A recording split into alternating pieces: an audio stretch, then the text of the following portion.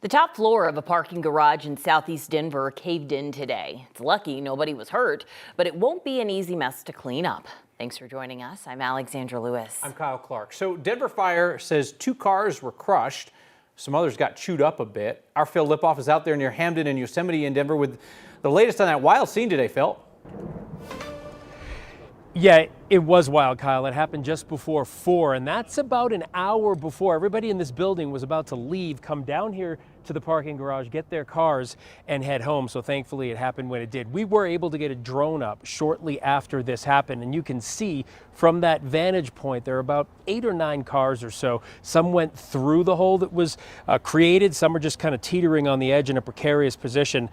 Denver Fire says 2 cars on the floor below that top floor were crushed. Their immediate concern, obviously, was to see if anyone was injured or trapped. Thankfully, we can report that nobody was. The problem now for everybody who's parked at this garage is the uncertainty of when they're going to be able to get their cars back. Jo Sims is one of them. Her car is that white SUV right there about just feet from where the hole opened up. Don't let us move the cars because of the vibrations. They don't want the crack to get any bigger. It happens. Should be a good day, right? Yeah, I'm alive, so. And at the end of this day, that's really all that matters. She's got a great attitude about this. Joy's been told it could be days before she can get her car back. And one final note, when this happened, she told us she was just unpacking the last box in her new office inside this building. And she parked on the top floor behind me. Phil Lipoff, 9 News. Denver City Council was supposed to vote tonight on approving a replacement for the city's controversial flock surveillance cameras. After Mayor Mike Johnston went around the city council to approve contracts for flock license plate readers, he said this time around he's going to let the council decide. But they won't for at least another week. 9 News reporter Spencer Soysher joins us now. And Spencer, you've been talking with council members essentially all day, and it sounds like it was not clear this had enough support to pass. Yeah, as I was making those calls with the council members today to see where they stood on this, it was coming pretty clear that this was going to be a really tight vote, and it wasn't clear if the mayor's office had enough votes on the yes side of it to get the contract approved. So right as the hearing was set to begin tonight, a council member who was a known yes vote on the contract stood up and said he was going to use a rule that allows a single person to postpone the vote. Around this time last year, the city council voted down a contract with Flock, in large part because of concerns immigration enforcement could access the system. So Mayor Mike Johnston went around the council and signed 2 contract extensions with Flock below the monetary threshold that requires city council approval. Then 9 News reporting found Flock put the city's tracking data on a national network accessible to immigration agents, and the company had an undisclosed partnership with Border Patrol. The mayor's office pivoted last month, announcing it was going to give the contract to Axon. The vote on it was supposed to come tonight until Councilmember Kevin Flynn asked to postpone it. Flynn told me last week he was a firm yes vote, but insists the mayor's office did not ask him to delay the vote because the contract was going to fail. I am very interested in understanding the rationale behind the postponement. What materially is going to change within 1 week to postpone this vote? And a spokesperson for the mayor's office told me it also did not ask for that vote to be postponed tonight. And Flynn says the mountain of questions that came from council members later on tonight shows he was justified in asking for that vote to be delayed by 1 more week. That'll happen next Monday. Live in Denver, Spencer Soysher, 9 News. May have felt like summer lately, but we are still in Colorado's snowiest month on average. And today, some flakes began falling in the mountains.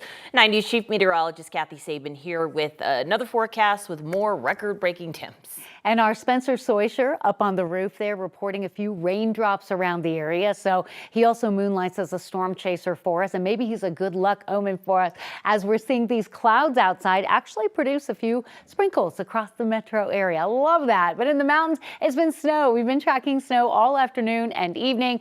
Not a big impact on the I-70 corridor, and not really any accumulation, but at least some part of our state is seeing that moisture. Temperatures this hour still running way above average.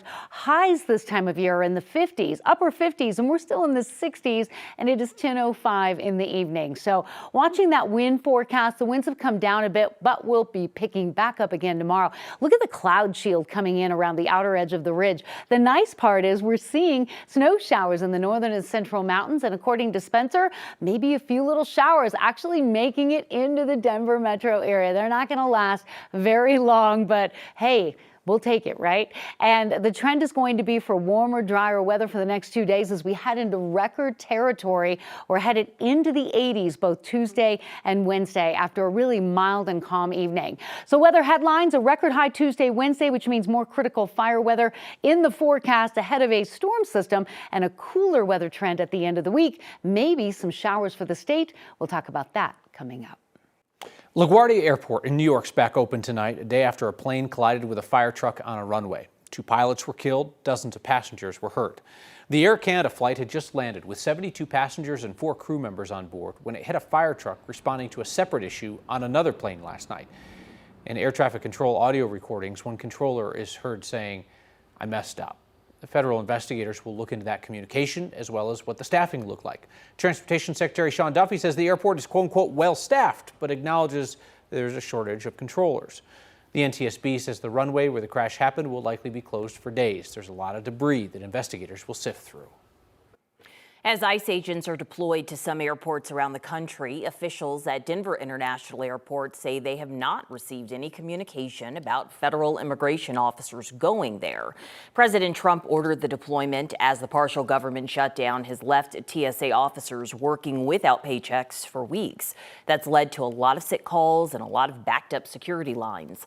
The Trump administration now says they're sending federal immigration officers to airports with the highest TSA wait times. I don't see an ICE agent looking at an x-ray machine because they're not trained in that. There are certain parts of security that TSA is doing that we can move them off those jobs and put them in the specialized jobs, help move those lines.